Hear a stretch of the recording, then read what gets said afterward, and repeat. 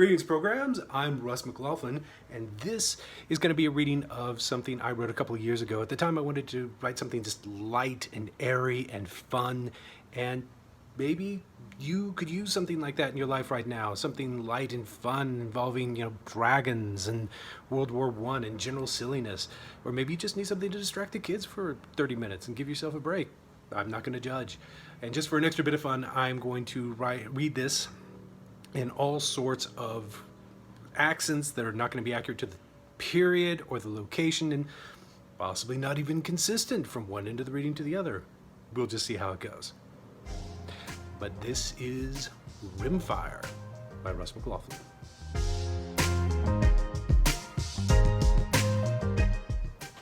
The number of positive outcomes one could reasonably expect from mounting a Lewis machine gun onto a heavy combat dragon struck Jock Cowan as relatively few. But there he stood, just inside the airfield's maintenance hangar, watching Huey Fitzhugh follow through on a scheme that clearly originated at the bottom of a pint glass.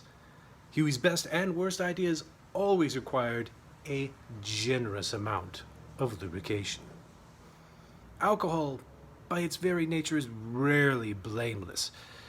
Nevertheless, we should pause here to note that all the home brews in the world could not rightly shoulder the full responsibility for this specific atrocity. This was the perfectly natural result of sending brave men off to fight in the Great War astride mighty beasts of stone and flame, then boring them silly with weeks of uncooperative weather over northern France. Such conditions will always produce a spirit of adventurism and rampant experimentation. Cribbage and whist can only hold one spellbound for so long. Jock would freely admit that sane and sober men did not encourage Huey Fitzhugh's frequently deranged plans. But it was something to do. So he watched Huey potter about with careless zeal, climbing over and around his largely oblivious dragon. Repurposed leather harnesses were tightened, hand-machined steel mountings were adjusted and set between scaly shoulder blades. A truly spectacular disaster requires effort, and this one got nothing but the finest. The beast seemed to be tolerating the affront surprisingly well. Even among dragons, Montjoy's capricious nature invited comparison to a poorly designed hand grenade, and as a magnificent great Pinsgauer, jet black from tip to tail and roughly the size of a modest school bus, even mild effrontery could provoke biblical repercussions. In short, Jock suspected this grand endeavor would end with Huey on the receiving end of several 6-inch fangs, and said so. "Oh, no, not a bit of it," Huey assured him with a gleaming smile. "For one thing, the old boy is practically nodded off." This was certainly true. Dragons, noble creatures though they are, do not care about socio-political disagreements, human rights, or national borders. They take a simple satisfaction in unleashing a nice bit of mayhem in the morning, then retiring for the day to eat some convenient livestock. On this misty afternoon, Montjoy had skipped the former and completed the latter. Then his eyes had drooped, and his head had drifted in a gentle sway, sinking inch by inch to the fire-blasted concrete floor where the rest of him lazily sprawled. Huey Fitzhugh's machinations had not inclined him to stir. "You know," Huey blithely continued, "I think it is very likely that this is objectively the most brilliant idea I have ever had." "Well," Jock shrugged, "look at the competition. It's very possibly even the best idea anyone has ever had, except in things like the wheel and tinned meat and so forth." While possibly true, what interested Jock was to personally witness the full extent to which Huey would be proven wrong. Spectacle, at a minimum, seemed guaranteed. Huey Fitzhugh was an Eton man with a hedge of sandy hair on top and a distractingly brushy moustache amidships who, as Eton taught him, occasionally dropped his G's to be fashionable. If one were to assign an adjective to his general mood, festive would speed to the lips. Otherwise, sensible ladies occasionally mistook him for dashing in the right sort of light, the conditions for which did not occur in nature and rarely occurred elsewhere for long. Jock held to the more popular belief that Huey's face was comprised from all the wrong parts of a rhinoceros. Given these ingredients, one could not help but hope for Huey Fitzhugh to blunder into a particularly vengeful hive of bees. For himself, Jock was a quiet, clean-shaven, skinny squirt, which are all things no self-respecting Scotsman should be. His elder brothers tortured him with chants of "wee Jock" until he learned to bite them at the age of 4. He'd maintained the practice well into adulthood, about which we will say no more. Now removed from those rough Glasgow alleys to the far more civilized global conflict in France, Jock smoked a pipe of cheap Spanish tobacco and leaned against the rough wooden fence to Fleur's paddock. This, the largest maintenance hangar on the St. Inglevere Air Base, had largely been taken over by the No. 12 Draco Squadron RDF, Calium Ardere, and Fleur was his Draken. A lovely horned Corsair mare, red and brown in color, she routinely paused from grooming her scales with her beak to nicker derisively at Huey's progress. Jock and Fleur shared similar opinions on this scheme, though Fleur seemed especially gleeful at the prospect of Montjoy's current and impending humiliations. Of course, they were all fantastic chums as well as comrades-in-arms, but that didn't make Huey any less of a goop and a fathead. What else could Jock reasonably do but help the whole thing along with as many harebrained suggestions as he could think of? "Are you sure one Lewis is enough?" he asked. "You could add another." "I thought it a bit rubby to steal more than one a day." "True. There is always tomorrow. I could have stolen 2 Vickers without raising a fuss, I'm sure." A Vickers, as you know, is another older, heavier, belt-fed machine gun, not wholly without its merits. "Oh, 10 Vickers at least," agreed Jock, "before a soul would notice." I did not want Vickers. "So it's a Lewis that's critical to your plan?" "It is." Huey cocked a conspiratorial eyebrow. "Are you aware we've had 3 distinct technological generations of aeroplane in 2 years? Jock was aware. He, along with nearly every other aviator on both sides of the thing, had long given up staying current on enemy aircraft profiles. Entirely new variants rolled off the assembly lines on an almost hourly basis. Simply shooting at anything sporting a tri-wing design or painted red, or especially both, felt like a more productive use of his time. "Ah," Huey continued, "but we in the Draco Corps are not taking advantage of the advancing technology. All these rapid developments, and we are stagnant, unchanged. I did get a new saddle not so long ago, and that is why last year's Vickers will not do. We do not aim to catch up to last year. We must pioneer the next great leap forward, starting with the latest and the best. This will be our grand contribution to the war effort." "Maybe we can get some of those balloon buster rockets, so," Jock offered. Behind him, Fleur nickered again. "There's the spirit. Add a bit of the old firepower to the equation, what? Though our Dragos do breathe fire, you know. Actual fire." Huey did know this. But in moments of high excitement such as these, outside critique had no hope of penetrating through to the soft tissues. He tugged hard at the gun mount and barely moved it an inch. "Right, I think that's secure enough." It sat almost flush against his saddle to make firing and reloading all around easier. "Yes, now let's just pop that old buster on, shall we?" He clapped his hands to ready himself and started for the Lewis gun lying on the concrete floor close by. It looked very much like an experiment in extremely hostile plumbing, finished off by a pan magazine loaded on top. And it was around this moment, as Huey hefted the brutal instrument towards its cradle, that Jock noticed a rather sizable flaw in his friend's calculations. "I am just a tad bit concerned about one thing," said Huey. "I'm not entirely sure whether all those shell casings spitting out during business hours won't fly directly into my face." "Shouldn't I worry about that?" said Jock. "Since you'll have blown Montjoy's brains out with the first salvo, and you'll likely be crashing to the ground." Montjoy's massive head raised up and twisted back to look their way with leaden eyes, inadvertently positioning his skull directly in the proposed line of fire. "Here! What?" The old dragon's voice conjured images of Frankenstein's monster reciting Nietzsche through a bullhorn. "Ah, yes," said Huey, his progress halted. "See your point, Elbean?"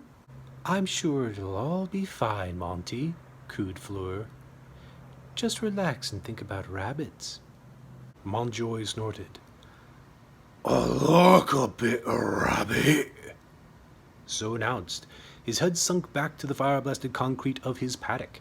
He did not enjoy the sensation of being conscious in the early afternoon, and what dragons do not like, dragons do not do. Jock asked his Fleur, "Would you like a go?" "Oh, I simply couldn't," she purred. "I'm the experiment's control."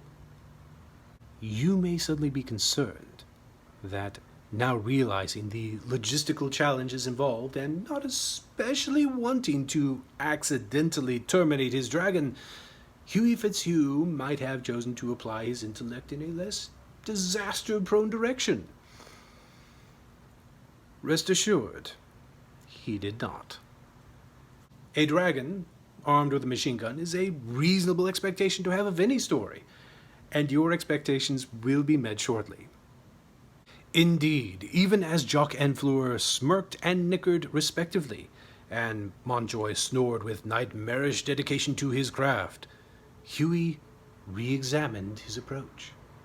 The sheer brilliance of the scheme remained as constant as ever in his estimation, but the realization struck that he just wasn't selling his idea. The entire number 12, on learning how earnestly Huey Fitzhugh had taken to the previous night's drunken wheeze, swiftly made plans to flee to Antarctica. Only an especially thrilling hand of cribbage had distracted them from their escape. Jock alone chose not to maintain a safe distance in the barracks, though he still maintained a safe distance from any actual involvement. None of them recognized the sheer genius of the thing. Even the most brilliant ideas need friends, and a lot of them, to become real. The very worst ideas are no different. But that marked Huey Fitzhugh's true challenge, and recognizing this, he leapt into it. "Of course," he said, setting the Lewis down, "you know I'd never say a rum word about dragonfire. Terrific stuff, assuming you're not on the receiving end." Here he paused, allowing a nod to frame his sage countenance. "It does run a bit short on range, though." On this point, Jock conceded. He further conceded that the range got considerably worse when flying at full speed, where the terrific winds involved could blow the fire back in on itself. A normally carefree dragoneer who did not stick to strafing attacks could finally find himself accidentally roasted by his own mount.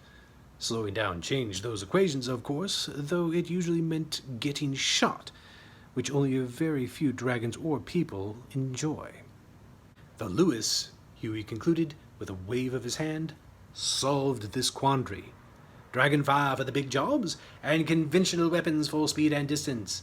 Now, doesn't that sound jolly?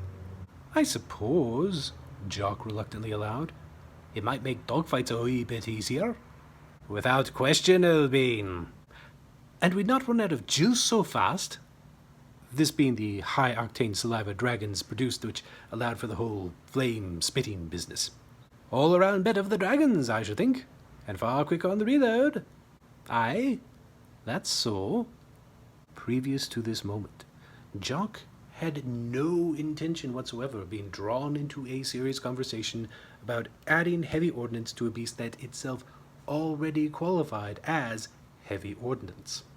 Nevertheless, he was beginning to see the appeal.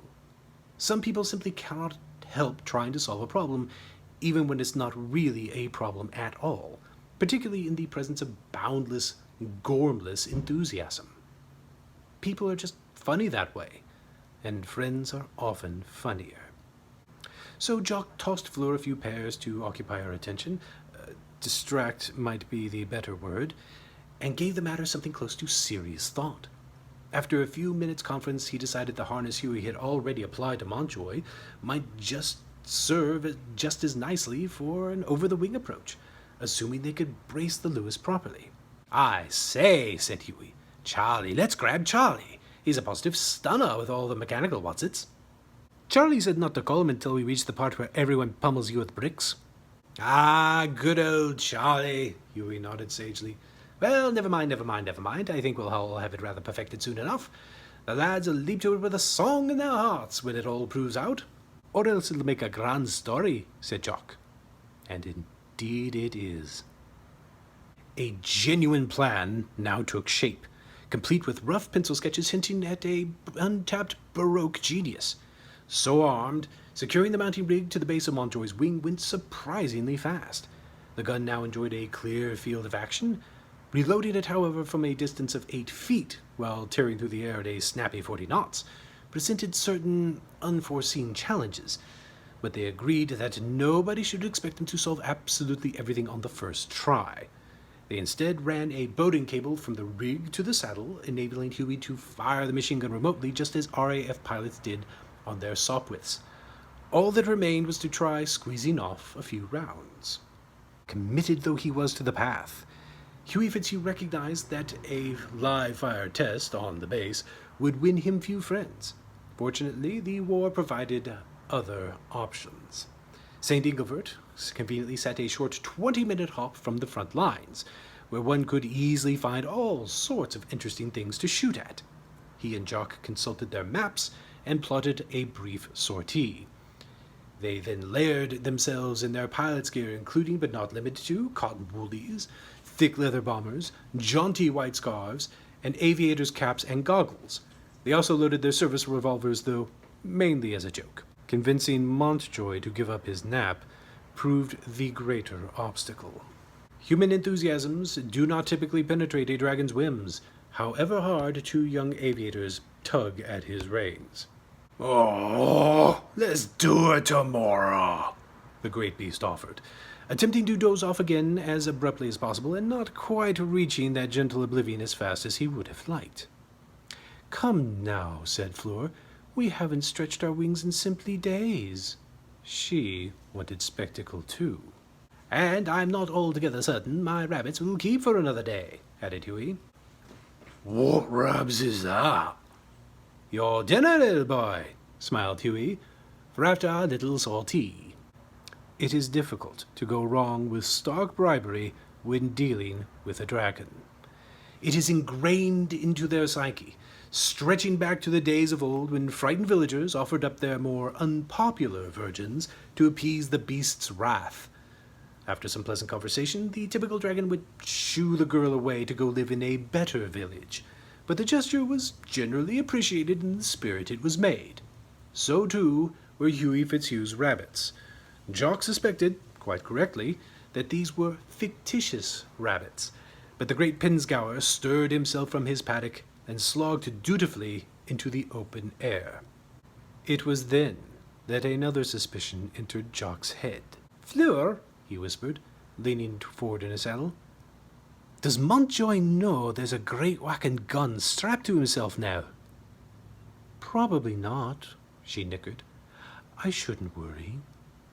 After a half-moment's consideration, Jock replied, "Yeah, it'll be fine." And they were away. Riding a dragon is not like riding a horse. The initial takeoff tends to look a bit wobbly, if not faintly accidental.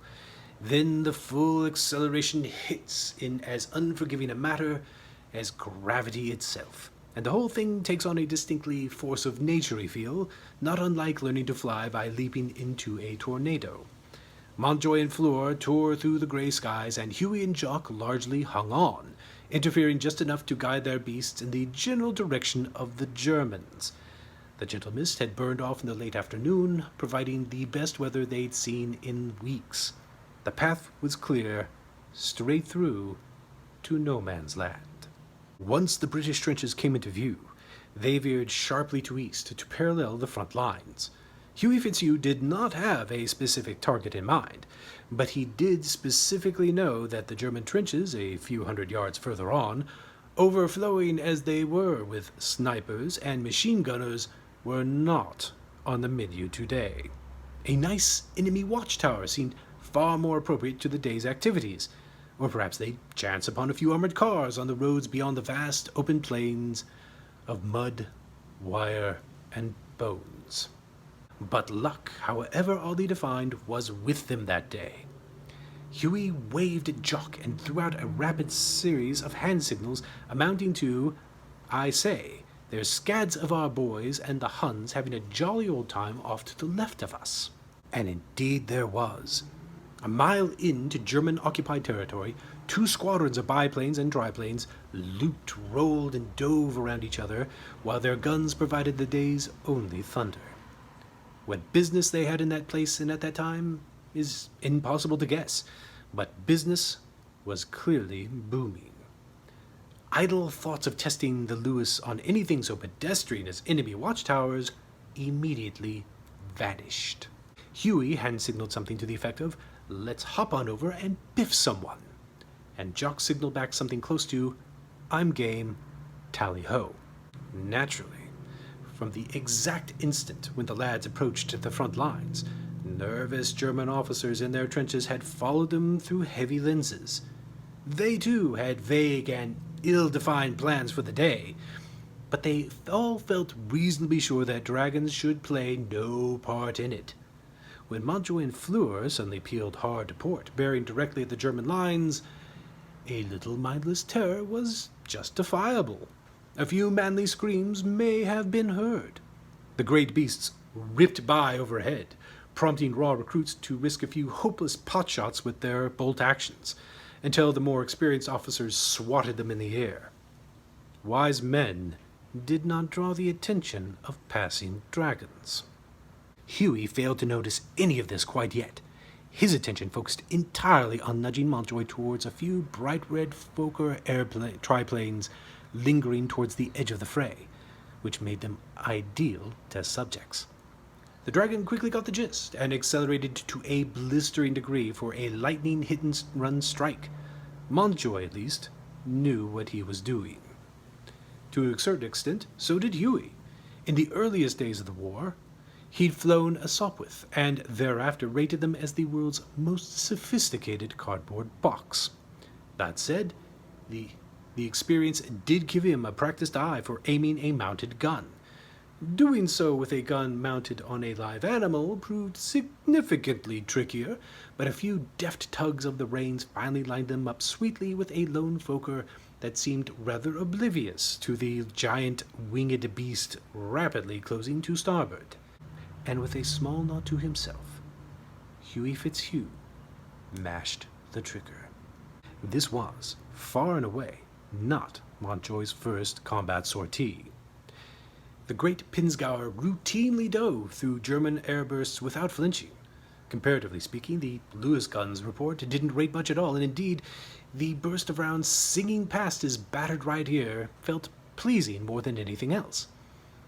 Unfortunately, dragons possess exceptional eyesight, and this particular dragon instinctively followed the trace of bullets as they tore through the offending Fokker's rudder in what a generous soul would classify as a modest hit. Montjoy gasped. Glancing back, he noticed the Lewis mounted on his right shoulder for the very first time, and his surprise rapidly melted into a terrible rush of wild excitement. This is an excellent time to review the immense difference between a personal subjective truth and a universal empirical truth. The former has certainly gained a great deal in popularity of late, largely because it feels immensely fulfilling and frees one from annoying facts that one does not like or know, In the case of Huey Fitzhugh, whom, as previously noted, was a bit of a goop and a fathead, his absolute belief in his scheme blinded him to all suspicion that handing a machine gun to a dragon might be rather a brainless thing to do. He then gave that conviction primacy over the empirical truth that dragons are animals of strange humors, for whom chaos and destruction are the highest forms of personal entertainment. Songs have been written about this. You probably know a few yourself. "Here, all of that," said Montjoy. A surprisingly deft aerial roll, for Montjoy was not a dragon given to phenomenal exertion, twisted him sufficiently in midair to sneak his tail under the Lewis's mounting and rip it away. From there, the machine gun somehow found its way into the great beast's talons. He brandished it much like a club, for even a heavy machine gun is not made to scale for a great Pinzgauer to hold correctly. How he knew anything about the basic firing mechanisms of a Lewis gun remains one of the great mysteries of life. But after a moment or two of experimentation, he managed to jam the tip of his claw inside the guard and mash the trigger down. This had the desired effect. It also made it impossible to cease fire for any reason, though Montjoy entertained no such reasons. "I love it!" Montjoy shouted, waving the chattery Lewis around as it merrily ripped through its ammunition pan. One cannot claim he hit very much. Precision is not a dragon's forte, and few are marksmen even with dragon fire. Indeed, the physical damage inflicted would all eventually be corrected using strong bits of tape. The psychological effect, however, was far more pronounced. Both German and Allied squadrons suddenly noticed the gigantic black animal in their midst, firing indiscriminately into the pack, and it is unfortunate to report that discipline broke down somewhat. The graceful dance of hunters versus hunters became more comparable to a panicked mass of black ants when their hill is unexpectedly kicked over. Gliding high above in an observation pattern, Jock Cowan nodded to himself. He and Fleur wanted spectacle, and now they had it. Questions of empirical and subjective truths did not cross Jock's mind, but he did reflect on his original dismissive approach to Huey Fitzhugh's scheme and how, perhaps, he should have stuck to it. "All right," Fleur purred. "When can I have one?"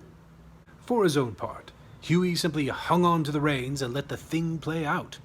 Montjoy's thunderous cackling would have drowned out any instructions he cared to give, true, but he recognized that scientific experimentation can naturally take unexpected turns. His part was simply to observe and document as objectively as gunfire and maniacal laughter allowed. Nevertheless, it did come as a relief when the Lewis's ammunition pan suddenly ran dry. Montjoy's opinion differed. Put into terms Huey Fitzhugh could appreciate, the great Pinzgauer strongly felt more research was necessary. A good great deal more. Shaking the Lewis off his claw and letting it fall out of the sky, Montjoy scanned the array of aeroplanes scrambling around him. Almost immediately he spied a Sopwith camel with not one but two Lewis guns mounted on the top wing. Such a temptation was beyond his ability to resist. One must accept these little gifts from the fates after all. He dove at the biplane and grabbed on, much to the surprise of both its pilot and his own rider. "Get off my plane, you bloody overgrown newt!" shouted the pilot. "Sorry, it won't be a moment," replied Huey with a jolly wave, hoping he was correct. Montjoy ignored them, seizing both Lewis guns and ripping them free with a minimum of effort, before launching himself away from the Sopwith. Now double-fisted, the great Pinzgauer experienced an all too rare occurrence in life, that being a moment of pure, transcendent joy. Poets dream of expressing similar emotional heights, and their frequent tendency towards moral decay and inebriance can be directly attributed to their inability to do so satisfactorily. Simply put, Montjoy, a Lewis gun blazing away in each talon, encompassed the whole of everything, every dragon has ever wanted or would ever want in their century-long lives, even if his aim had not improved 1 ounce from before. No one else seemed to appreciate the transcendent nature of the moment. Biplanes and triplanes alike abandoned the fight, scattering to the 4 winds, their pilots all bound by an unspoken agreement that this nonsense wasn't what anyone wanted out of a gentleman's war. Withdrawing from the field struck them as the honorable thing to do. Dragons often bring out such nobility in people. This did not deter Montjoy. He knew the easiest prey was frequently found not in the sky, but on the ground. And so Huey Fitzhugh found himself clinging to his reins once again as they careened straight at the mud, wire, and bones of no man's land. The massive black dragon hit the ground on its hind feet and skidded through the mud to within 30 feet of the German trenches. Not a soul could be seen. This also did not deter Montjoy. He was far more interested in action than results. His Lewis guns hammered away in his talons while the enemy cowered in their holes, and Montjoy, the feared and powerful great Pinsgauer, let loose with an air-splitting roar that turned into a mighty gout of flame spat up straight into the heavens.